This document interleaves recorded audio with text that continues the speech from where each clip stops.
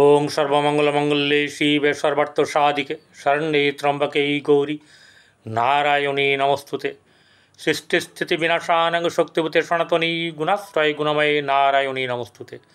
जय बड़ मायर जय, जय महादेवी महामायर जय।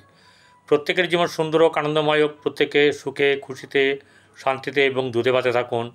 श्री श्री पद्मावती मा एवं बड़ मायेर निकट এই প্রার্থনা করি, অবশ্যই করে ভালো হোক। জয় জগন্নাথ, জয় জগন্নাথ দেবের জয়। আজ রথযাত্রা, এই উৎসবের প্রাক্কালে আমি পরিতোষ দে আপনাদের সামনে জ্যোতিষাচার্য পরিতোষ দে চ্যানেলে এই ভিডিওতে আপনাদের সামনে উপস্থিত হয়েছি। প্রত্যেকে ভালো থাকুন, প্রত্যেকের শুভ হোক। কিন্তু একটা কথা বলবো,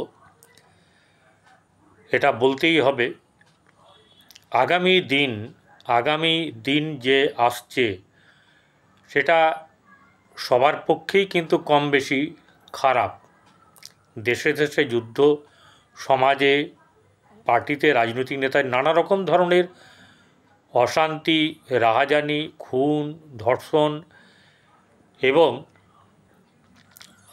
নানা ধরনের এত কিছু সমস্যা তৈরি হবে যে নাবিশ্বাস হয়ে যাওয়ার মতন। কে করবে কি করবে এগুলো ফ্যাক্টর নয়, ফ্যাক্টর হচ্ছে ঘটনা কিন্তু ঘটবে অ্যাজ পার রাশিচক্র। অর্থাৎ বর্তমান সময়ে কোনো দেশেরই স্থিতি কিন্তু খুব ভালো এরকমটা নয়। আর্থিক দিক একরকম ব্যাপার, এই আর্থিক দিকটাও কিন্তু অনেকটা নিচে নেমে যাবে। অর্থাৎ অর্থের যে মূল্যায়ন করা হয় সেই অর্থ তার নিরিখে কমে যাবে। অর্থাৎ দাম যদি বলা হয় যে এই 85 টাকা আছে, $1 সমান 85 টাকা, সেটা তো অনেক বেড়ে যাবে। আবার কখনো ডলারের দাম পড়ে গেল, এরকম ধরনের হবে। সারা বিশ্বে ত্রায়ী ব্যাপার কিন্তু হবে। কাদের হবে? যারা সাধারণ খেটে খাওয়া মানুষ, যারা প্রতিদিনের কথা চিন্তা করে কেমন যাবে, তাদের ক্ষেত্রে কিন্তু খুব খারাপ হবে। কারণ চাল ডাল তেল নুন যা গ্রোসারি থেকে শাকসবজি থেকে আরম্ভ করে সমস্ত জিনিসের দাম বাড়বে, ওষুধপত্রের দাম আরও বাড়বে, ডাক্তার আরও নানা রকম ধরনের, বুঝতেই পারছেন, তাদের চিকিৎসা ক্ষেত্রে নানা রকম ধরনের এমন কিছু ব্যাপার আসবে যার সমস্যার মুখে সাধারণ মানুষ পড়ে যাবে। শিক্ষা কেউ নিতে চাইবে না। আর সবচেয়ে বড় হচ্ছে সবারই মনেই ক্রোধ, সবারই মনের ভেতরে সমালোচনা, সবাই একে অপরকে পেলে ছাড়বে না, এরকম একটা মনের মধ্যে ক্রোধ। এই ক্রোধটাই হচ্ছে গিয়ে আসল খারাপ। সকলের এই ক্রোধ কম বেশি সকলের মধ্যে আছে এবং বাড়বে, অনাচার বাড়বে। এই কথাগুলো কেন বললাম? যাতে আপনারা এই যে রাশি নিয়ে আলোচনা করব সেটা হচ্ছে যে কর্কট রাশি। সেই কর্কট রাশির জাতক জাতিকাদের জুলাই মাস কেমন যাবে বলতে গিয়ে আমাকে এই কথা কেন বলতে হলো? কারণ হচ্ছে গিয়ে এই কর্কট রাশির জাতক জাতিকাদের রাশিপতি হচ্ছে চন্দ্র। চন্দ্র হচ্ছে মনের কারক গ্রহ, মন মানসিকতার কারক গ্রহ। মন এমন একটা ব্যাপার, যদি ঠিক না থাকে তাহলে কিন্তু সব কিছু ফেলিওরের দিকে এগোয়। আবেগ তাড়িত হয়ে কাজ করে, তাহলে এই আবেগ তাড়িত হয়ে কাজ করা যাবে না। এবং যা খুশি মনে করলাম তাই হবে না, করলে বিপদ বা সমস্যা আসবে। কারণ একে নদীর জলের সঙ্গে তুলনা করা হয়েছে, বা এই নদী, সেই নদীর জল কি হয়, বয়ে চলে যায়, সেখানে কিন্তু সে ফিরে আসে না। ঠিক আছে, এই ব্যাপারটাকে খেয়াল রাখবেন যে কর্কট রাশির জাতক জাতিকারা তারা যেন আবেগ আর ক্রোধ এই দুটোকে যেন চেষ্টা করবে যেন এই মাধ্যম দিয়ে কোনো রকম যেন কোনো সিদ্ধান্ত না হয়। ক্রোধের সময় সিদ্ধান্ত না, আবেগেও সিদ্ধান্ত না, তাহলে কিন্তু গণ্ডগোল হয়ে যাবে, যেটা আপনার এখানে প্রায় হয়ে থাকে। এবারে সরাসরি চলে আসব হচ্ছে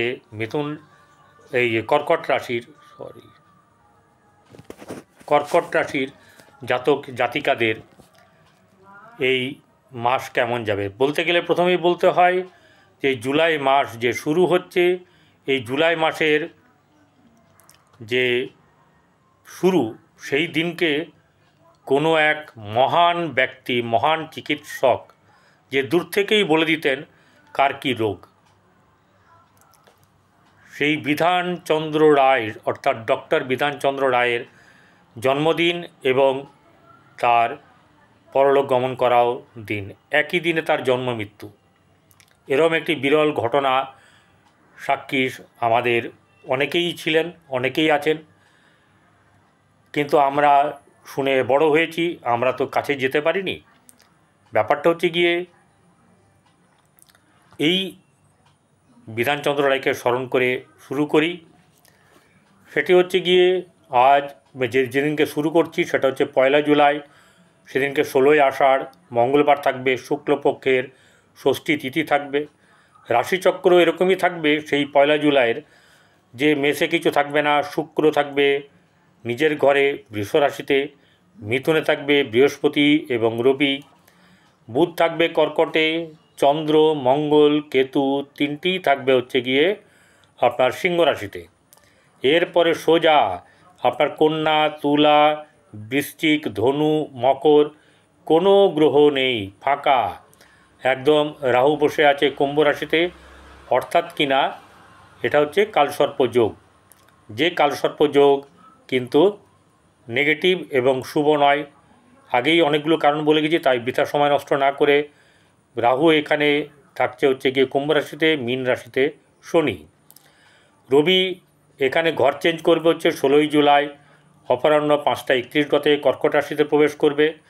চন্দ্র মীন রাশিতে পূর্ব ভাদ্রপদ নক্ষত্র থেকে 1 জুলাই যাত্রা শুরু করবে এবং 31শে জুলাই তুলা রাশিতে সাথী নক্ষত্রে তার যাত্রা সমাপ্ত করবে। মঙ্গল 28শে জুলাই সে করবে, মানে কর্কট থেকে, এই সিংহ থেকে চলে যাবে হচ্ছে কন্যা রাশিতে রাত 8টা 40 পর। বুধ 18ই জুলাই সকাল 10টা 13 গতে বক্রী হয়ে যাবে। বৃহস্পতি মিথুনেই অবস্থান করবে 7ই জুলাইয়ের পরে, এবং বিশেষ করে 17ই জুলাইয়ের পরে পূর্বে উদয় হবে। শুক্র 26শে জুলাই সকাল 8টা 57 পরে মিথুন রাশিতে প্রবেশ করবে তার নিজের ঘর ছেড়ে। শনি 13ই জুলাই সকাল 9টা 37 পরে বক্রী হয়ে যাবে। রাহু কুম্ভে এবং সিংহে কেতু থাকবে। প্রত্যেকটি রাশিরই তার চতুর্থ ঘর, অষ্টম ঘর, তার দ্বাদশ ঘর, এই সময় যখন চন্দ্র মুভ করবে সেই সময় কিন্তু শুভ যাবে না। মন মানসিকতায় উদ্বেগ, হতাশা, ক্রোধ, সমস্যা এগুলো কিন্তু আসবে। তাই এটা দেখতে গেলে, এটা জানতে গেলে আপনারা রোজ রাশিফল ফলো করবেন, তাহলে কিন্তু বুঝতে পারবেন। সকালেই রাশিফল থাকে, আজকের রাশিফল, সেখানে কিন্তু আপনারা জানবেন। এখানে বলতে গেলে অনেকটা সময় লেগে যাবে, তাই শুরু করি। এই কর্কট রাশির জাতক জাতিকাদের রাশিতে বুধ বসে আছে। রাশিতে বুধ বসে আছে, সে হচ্ছে তৃতীয়পতি এবং দ্বাদশপতি। যদিও যখন গোচর বিচার করা হয় তখন রাশির অবস্থানকেই কিন্তু ধরা হয়, এটা হচ্ছে প্রথম ব্যাপার। তাহলে বুধ যখন বসে থাকবে আপনার বুদ্ধিবৃত্তি ভালো হবে, এবং 8 নম্বর পুষ্যা নক্ষত্রে বসে আছে, সম্ভবত আপনার বেশ ভালো মানে সমস্যা থেকে মুক্তি পাওয়া, বুদ্ধি দ্বারা পরিচালিত এবং আপনার ব্যবসাজনিত বৃদ্ধি, এইসব ব্যাপারগুলো ঘটবে। শুধু তাই নয়, সিদ্ধান্ত আপনার মোটামুটিভাবে নড়বড় হলেও অনেক সিদ্ধান্তই কিন্তু আপনার পক্ষে যাবে। এবারে এই রাশির যে অধিপতি চন্দ্র, সে তো মুভ করবে। প্রথম দিন থাকছে হচ্ছে গিয়ে তার দ্বিতীয়ভাবে, রাশিপতি দ্বিতীয়ভাবে, সেখানে গণ্ডগোল থাকবে। অর্থাৎ প্রথমে 1 জুলাই যখন শুরু হবে তখন মন মাঝে চাঙ্গা থাকবে, কিন্তু এই যে চন্দ্র কেতুযুক্ত মঙ্গল সঙ্গে যুক্ত থাকার কারণের জন্যে কখনো গুম হয়ে বসে থাকা, কখনো বেশ ক্রোধ, এরকম ব্যাপার মাঝে মধ্যে কিন্তু ঘটবে।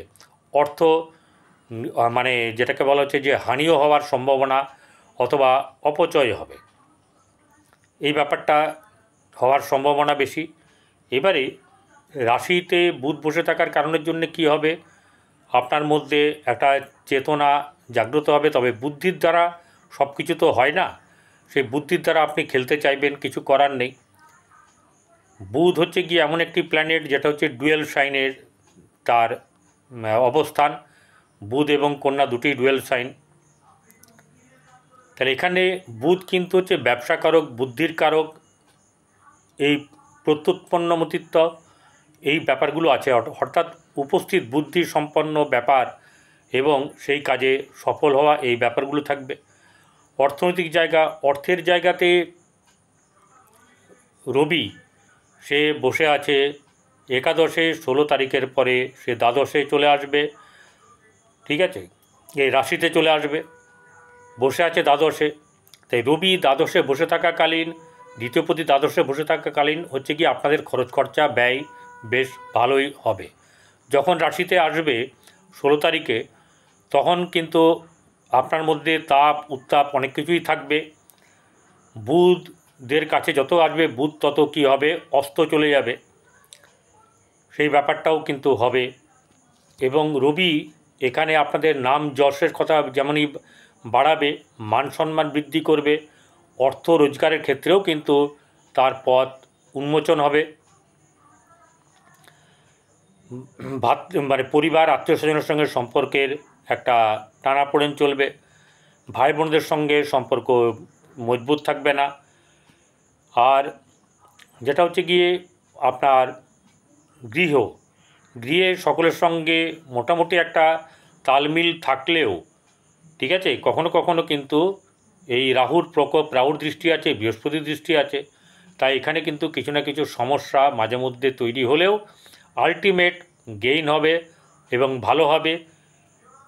এই জায়গাতে এইরকমভাবে থাকার কারণের জন্য মনে আনন্দ, উৎসব, এসব ব্যাপার হওয়ার সম্ভাবনা থাকবে। বন্ধু বান্ধব, আত্মীয়, মানে এদের সঙ্গেও কিন্তু বেশ ভালোভাবে কাটবে। মাঝে মধ্যে হতে পারে মনোমালিন্য, কিন্তু সেটা খুব একটা টিকবে না। এবারে চলে আসবো হচ্ছে পঞ্চম জায়গা হচ্ছে গিয়ে আপনার বৃশ্চিক রাশি, সেখানে শুক্রর দৃষ্টি দিয়ে আছে এবং এই রাশিপতিও মঙ্গল এখন এখানে দৃষ্টি দিয়ে আছে, কারণ সে 28শে জুলাই পর্যন্ত, মানে 28শে জুলাই রাত 8:40 আগে পর্যন্ত এখানে দৃষ্টি দিয়ে থাকবে।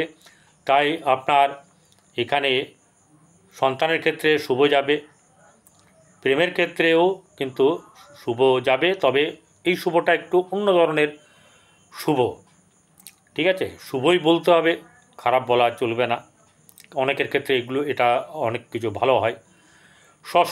ষষ্ঠ ভাবের অধিপতি বৃহস্পতি ষষ্ঠভাবে দৃষ্টি দিয়ে আছে, বর্তমানে রবি দৃষ্টি দিয়ে আছে। রবি 16 তারিখের পরে দৃষ্টি দেবে না, বৃহস্পতি থাকবে, বৃহস্পতি নিজের ঘরেকেই দৃষ্টি দেবে। তাই এই দৃষ্টি দেওয়ার কারণের জন্যে যেটা ঘটবে সেটা হচ্ছে রোগ, ঋণ, শত্রু থেকে মোটামুটিভাবে অল্প বিস্তর নিস্তার পাওয়া যাবে এবং ধীরে ধীরে এখানে উন্নতি হবে, শত্রু দমন হবে, রোগের প্রকোপ কমবে এবং যেটা হচ্ছে গিয়ে আপনার ঋণ পরিশোধ হওয়ার মতন জায়গা তৈরি হবে।